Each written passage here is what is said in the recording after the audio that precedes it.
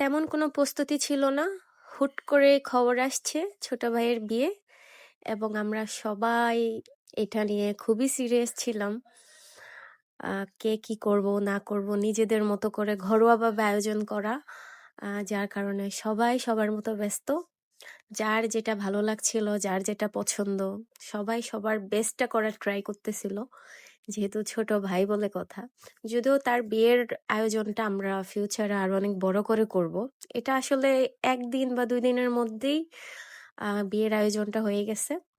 আজকে ছিল ওর গায়ে হলুদ, মানে কি মেহেদি, সরি মেহেদি। আজকে ছিল ওর মেহেদি।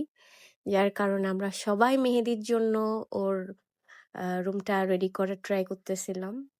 সবাই ব্যস্ত, এমনকি ছোট ছোট বাচ্চারাও ব্যস্ত, আপনারা হয়তো ভিডিওতে দেখতে পাচ্ছেন। আমরা অনেক অনেক অনেক মজা করেছি, অনেক নাচ, অনেক গান, মানে যে যা পারছে কোনো কিছু বাদ দেওয়া হয়নি। আমার মনে হয় যদিও প্রিপারেশনটা খুবই ছোট ছিল, কিন্তু আমাদের সবার ভালো লাগা মানে 100-এ 100। আমার মনে হয় আমি আমার লাইফে আমার বয়স যত, আমি এই দিনের মতো মজা আমার লাইফে আমি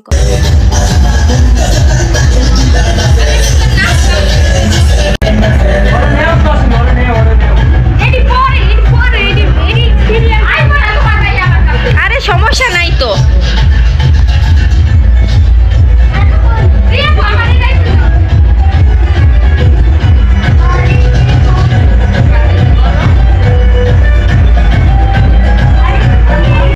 এটা আমার লাইফে সবচেয়ে বেস্ট মেহেদি অনুষ্ঠান ছিল।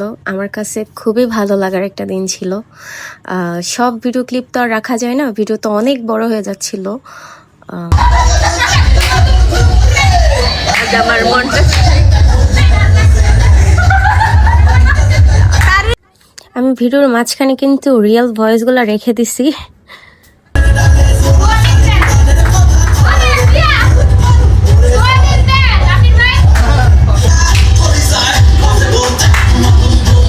উনি হচ্ছে আমাদের সবার প্রিয় জ্যোতিমা, আমাদের সবার মা। আমরা সবাই ওনাকে জ্যোতিমা বলেই ডাকি। উনি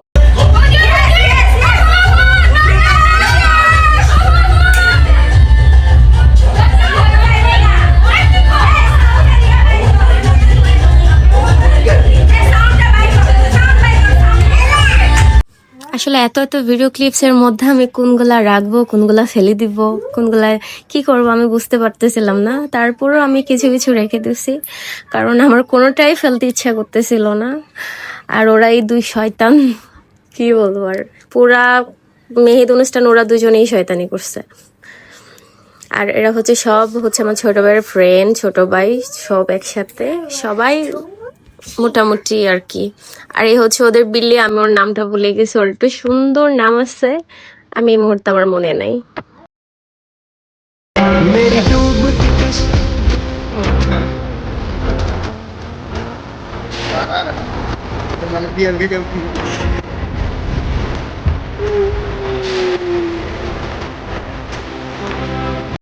ও দুই পাশে ওর দুই ছোট বোন, ও খুবই এক্সাইটেড ছিল, খুবই খুশি ছিল বিয়েতে। আর ওর হ্যাপিনেস দেখে আমরা সবাই খুব হ্যাপি ছিলাম।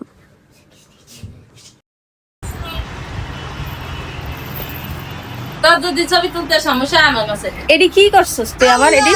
আমি করি নাই, বাইরে গেল আমার খুশি। দরকার ভালো লাগছে আমি মেহেন্দি দেওয়ার লাগে আমার কথা সরি একটু দিয়া দে কেউ। আমি দিয়া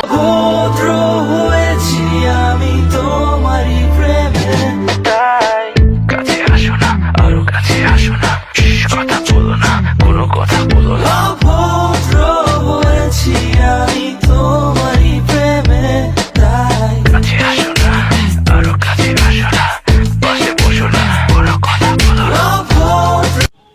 এই ভদ্র পোলাপানের পার্টটা ক্লোজ করে আমরা মেয়েরা আর এগুলো, যেহেতু সবাই আমার ছোট বয়সে, ওরা আমার অনেক ছোট ছোট ভাই, আমরা সবাই মিলে লাস্ট যে ফিনিশিং, সবাই গান করা, নাচ করা, যে যা পারতেছিল তাই করতেছিল। আর আমি পাশ দেখতে ভিডিও করতেছিলাম। ঠিক তার পরের দিন সকালে আমাদের হালকা কিছু কেনাকাটা ছিল, যেহেতু আপনাদেরকে আমি ফার্স্টেই বলছি বিয়েটা হুট করে হয়েছে, মানে সব কেনাকাটা কমপ্লিট হয় নাই। সে তো আমরা পরের দিন গিয়ে বাকি কিছু বিয়ের কিছু নাকি রেওয়াজ থাকে, মানে কিছু নিয়ম নীতি আর কি, এগুলো আমরা কমপ্লিট করলাম, কেনাকাটা করলাম।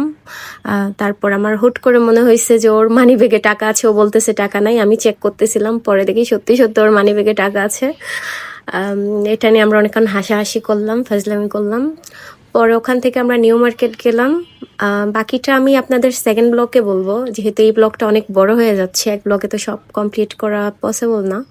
থ্যাংক ইউ, ভালো থাকবেন, টাটা।